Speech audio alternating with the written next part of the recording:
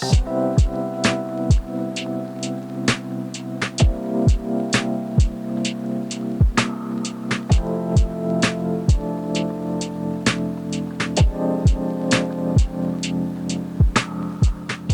2021, guys. I hope you all got into the New Year's a little bit better than me because I have been sick for the past 4 days. Today is actually the first day where I feel 90% normal.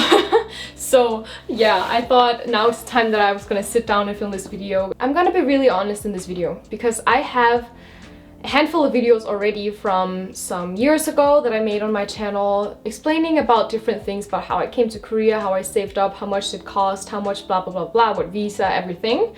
But it's kind of in different kind of videos and it's maybe a little bit hard to figure out. So I guess this is gonna be my first story time. I'm gonna put it all in a chronological time order from me before I came to Korea and the whole process of going through that and going into Korea as well. Yeah. 2021 is officially my 3rd year here in Korea, but let's start this thing all the way back to when I first had the thought of moving to Korea. So I guess as many other new K-pop fans or whatever, I was kind of dreaming of moving to Korea when I was really young, maybe like 16 years old or something. That was around the time where I started my YouTube channel as well, guys. So at that time I really wanted to go to Korea. In the beginning I was like, you can only really go there to study because of visa stuff, because I googled a few things and yeah, you gotta have a job in order to get a visa. So I was like, let me just go there as a student.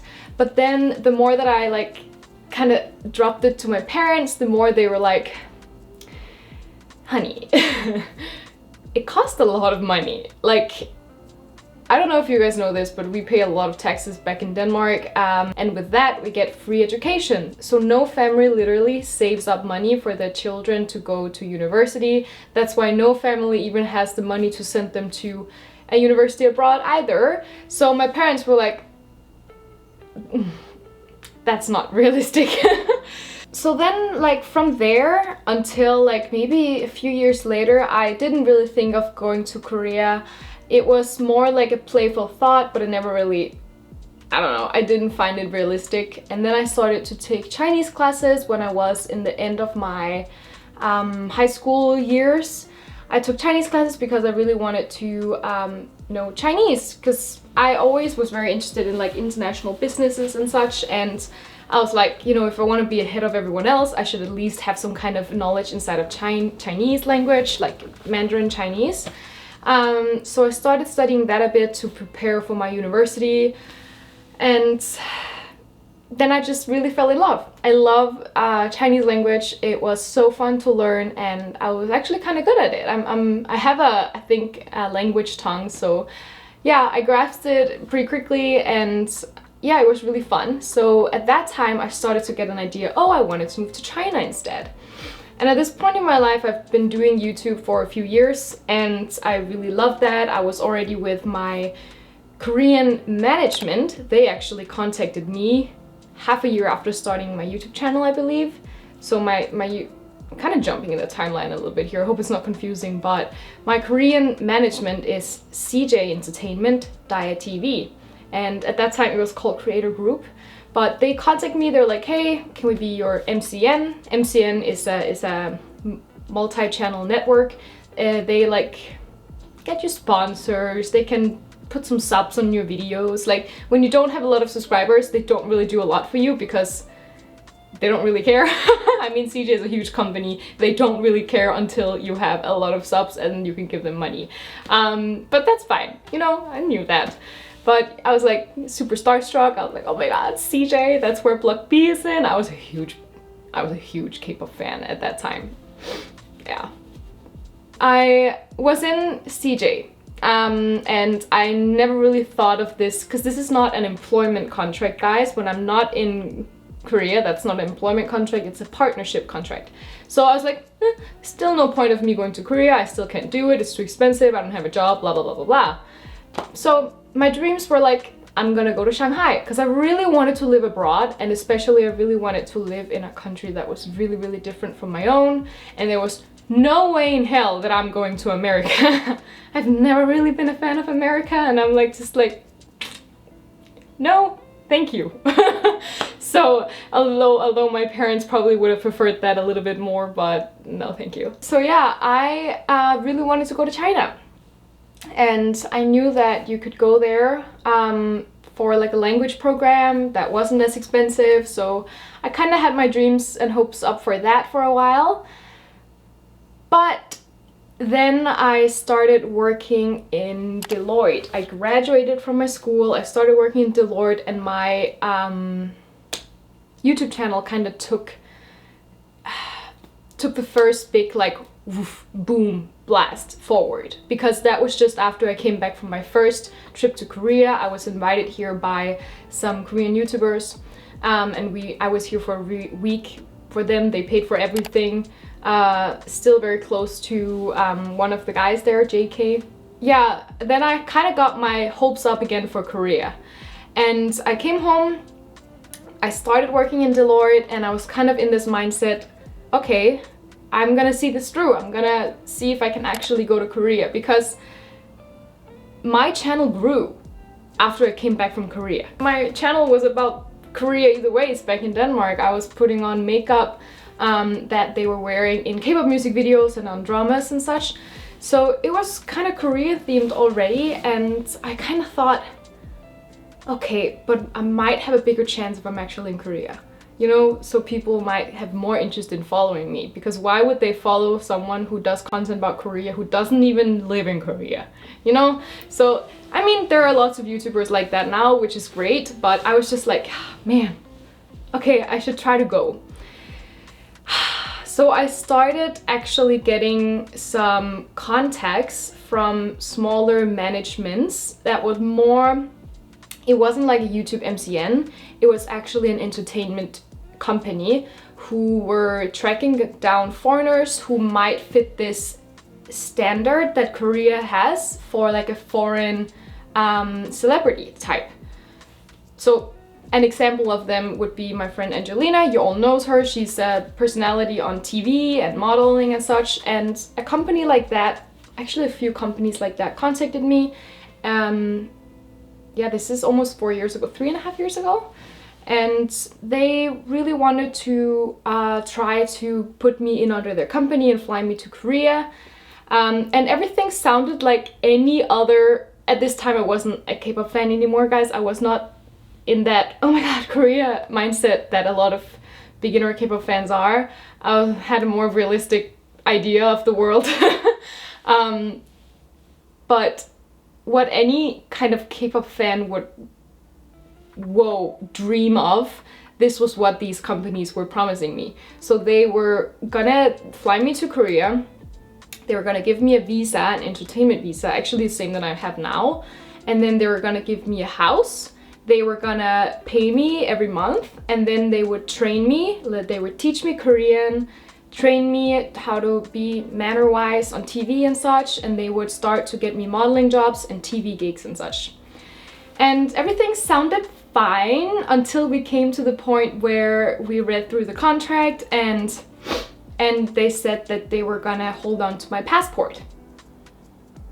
And I was like, you're gonna hold on to my passport? You're literally taking away my identity. I can't move without it, you know? So it felt more like a kind of a prisoner contract, which honestly is how most idol contracts are here, guys. Like, so many entertainment industries, and especially modeling agencies here, all of their talents are pretty much just prisoners. And this is my first example of how controlling these agencies are in Korea.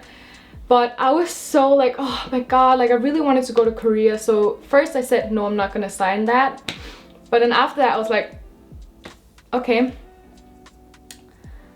if this is the only way I can go to Korea, and this is how it works for most people here that's in this industry, then maybe I should just do that.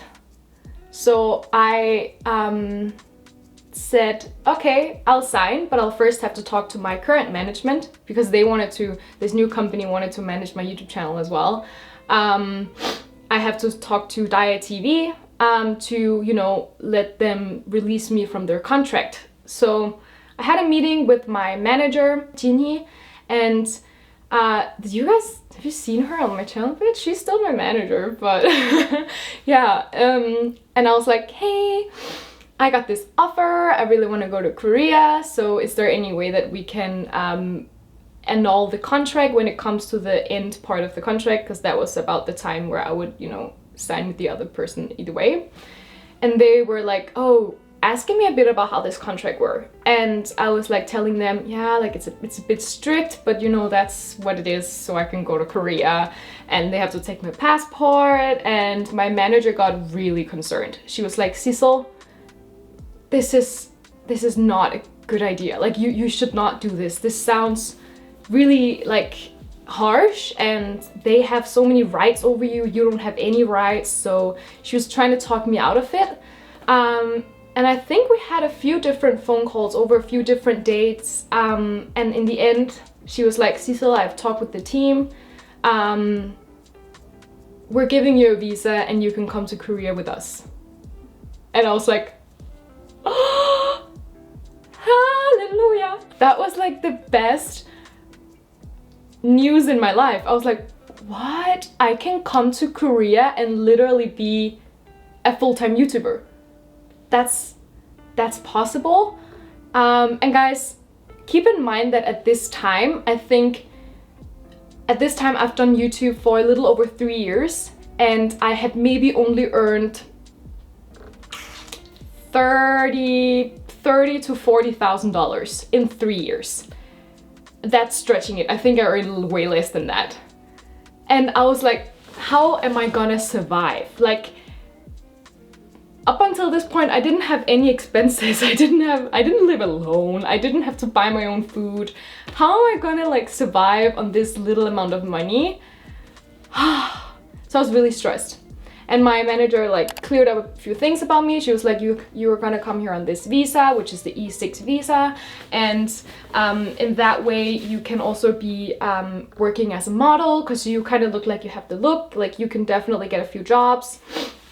Just freelancing, which is also going to be way better for yourself, and you know, you have your own control over yourself, which is going to be way more of a comfortable you know, move to Korea. So I am so thankful for her. And up until today, yeah, up until the present moment, she's like my guardian angel in Korea. That is how I came to Korea, guys. I was given a visa by my long-term Korean partner. So this is a very unique situation when you move to Korea. Most people obviously come here either as students or English teachers, or they might get deployed from their current company in their current country to their Korean department. But so this is very unique, and I'm just really thankful. I did work hard on my YouTube channel, so I feel like I deserve it. So yeah, I'm very happy that this is how I came, and I'm very happy that I did not sign with that sketchy ass company. So right before I came to Korea, this was actually 3 weeks before I came to Korea, I was here for another business kind of trip with the Korean tourism organization, I think. And I was just here for a week, and during that week I was able to come and sign the papers that you know, the Korean company is like, you legally has to sign so that they can apply for the visa for you. And it was all really, really stressful because the full contract was in Korean, so I was still a little bit what am I signing? I don't know. But you know, when you live in Korea, you learn to live with that. You don't know what you sign half of the time. So that's just how it is, I guess. But I signed, I came back to Denmark, I was excited, I was really damn stressed because you gotta have that visa before you go into the country. So I got the visa on the exact date that I was gonna fly. That was a really stressful day, but yeah, that is the day that I moved to Korea, September 3rd in Denmark, 2018. And I arrived on September 4th, which is the tattoo that I have under my right boobie here. I thought I went through enough stress already before the move, but I was a hell of a lot stressed after. Like after I arrived to Korea, obviously it was all exciting as such, so in the moment it all didn't feel very bad. It felt exciting and such, but when I look back at it, it was a horrible time, like really horrible. Everything is so messy when it comes to starting a life in Korea as a foreigner. You have to have the ARC card, which is your ID card in Korea that every foreigner has to have within being here for 3 months, I think it is. And you have to have a phone number, you have to set up a bank account. But before you can get this, you have to do this, and before you can do this, you have to do this, but before you do this, you have to do this. So nothing of it matches. So you have to find some of these 3 things that want to do it without you actually being allowed to do it, you know? Like, it doesn't work. Korea does not work in many single ways. Korea literally just doesn't work. Like, it's so hyper technological and developed, but it developed way too fast. Like, they missed so many things on the way. But yeah, anyways, I came, and as you guys know, you can't really look if you come here on your own. If you come here as a student or as an English teacher, your school might have a dorm and your like workplace school might have a house for you. But if you come here as an independent, pretty much an independent entrepreneur, you are on your own. So I came here first. I had an Airbnb for, I think I had it for 10 days. And so I immediately started going out and looking after houses. I contacted this agency, I think. It was like, it's called Stays, I think. But they help foreigners like find a house, so they go with you out with the 부동산, which is the real estate agent, and then they translate for you, and they're just there to like support you and sign the contract with you. So that is how I found my first house. I actually first found this really beautiful 복층. There are so many words that I forgot in English after coming here. The one that has a loft, the apartment that has a loft, it was beautiful. I found one like that in 마포구청역, which is Mapo, yeah, that station over there in Mapo, where Hongdae is, for those of you guys who only know Hongdae. I found that there. It was beautiful. All knew I would be the first person moving in, but apparently some dude signed the contract 20 seconds before I did with another 부동산, another real estate agent. So I lost that one, sadly. But then I had to find a very, very immediate new apartment, and that new apartment was really, really old. It was so old, guys. But I was just excited. It sucked. The neighbor sucked. I don't know if you guys have heard the story before, but my neighbor was a really old lady with the daughter-in-law and the son who never was there, probably out drinking, cheating on his wife. I don't know, I'm just assuming, and it's bad to assume, but they were fighting. Like, this daughter-in-law and this 할머니 was like beating each other up physically. Like, they all were like bruised everywhere. It was so terrifying to live there. You could hear anything. Like, the neighborhood was so dark. But I was kind of in my whole like, yeah, I'm just new here in Korea. Like, I didn't really like, yeah, I don't know the word, but I hope you know what this means. But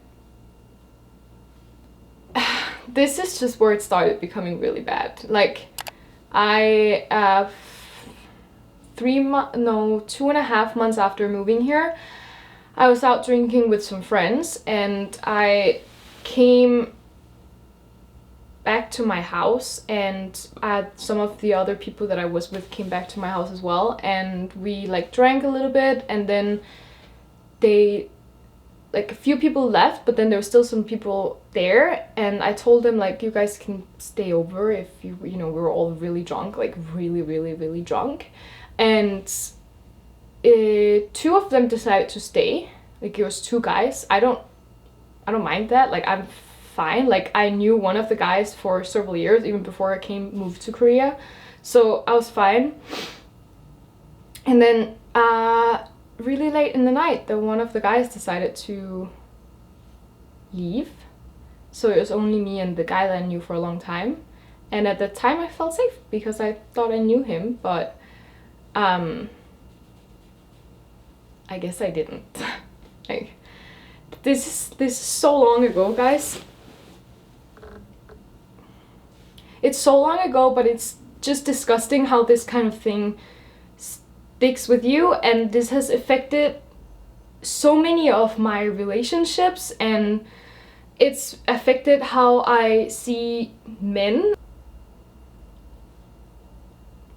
And it's affected how I have sex. Like, if I'm really drunk, I have to really be comfortable with that person, because unless I'm gonna go back to a flashback.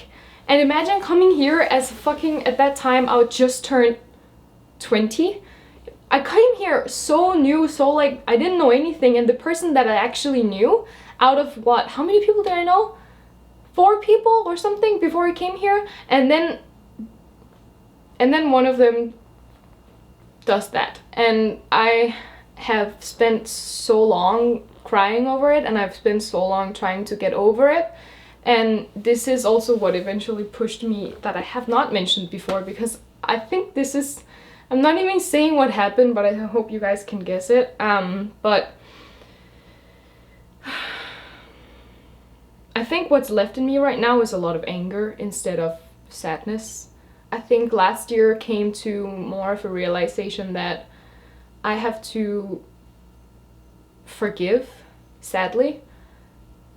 I never heard from that person again, but I have to forgive, because I can't put my happiness in the hands of his apologizing, you know? I can't let him apologizing or not decide if I should be happy or not. So this is what eventually put me on this like whole spiritual journey, and yeah. This is 2 years ago now, guys.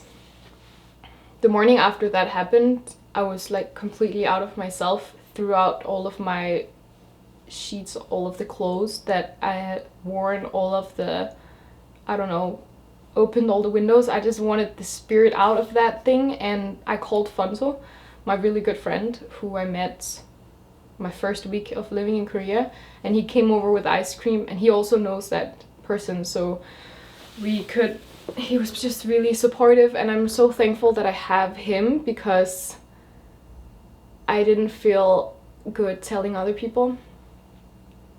But yeah, that kind of made my start in Korea really, really rough, and that's why I moved away from the house.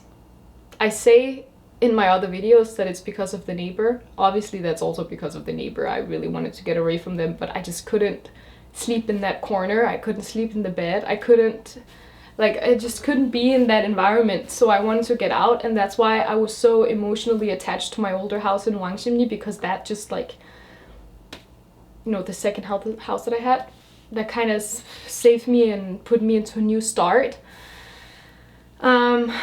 I really didn't want this video to be this like dark, but you guys asked me about my hardships, and this is definitely the biggest hardship of them all that I had going through it.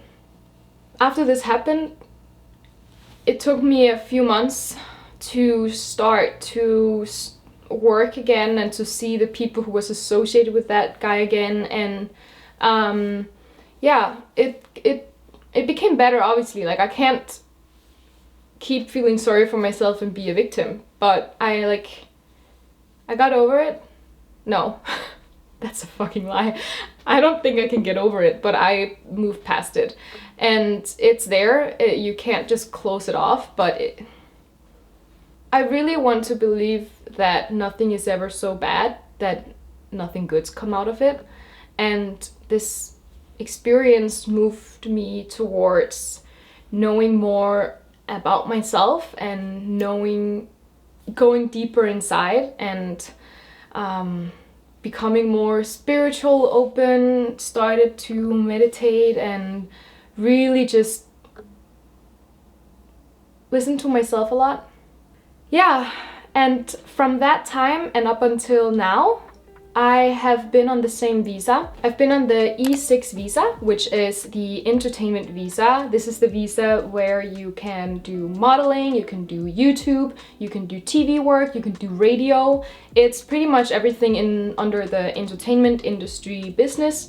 And yeah, this is what you can be a YouTuber on. Because in Korea, as in many other countries too, you can only do the amount of work that is underneath your visa. So if you are a student, you cannot go become a model unless you have written approval from your school and that it has something to do with what you're studying. So for example, my friend Fonso, he just finished his master's in fashion. Since his master's was in fashion, he could have a written approval from his school that says, yes, you can model this and this amount of time per month.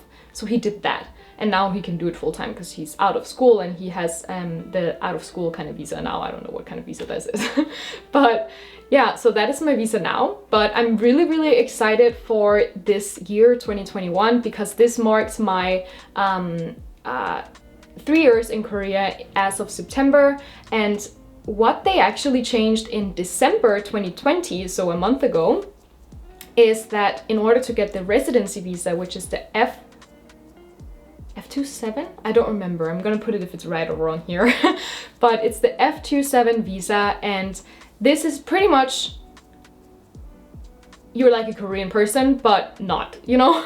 So you can do any work that you want. Like, you are completely free. It's pretty much like getting married, but getting married to yourself and you're just free. And you can do that by living here for 3 years.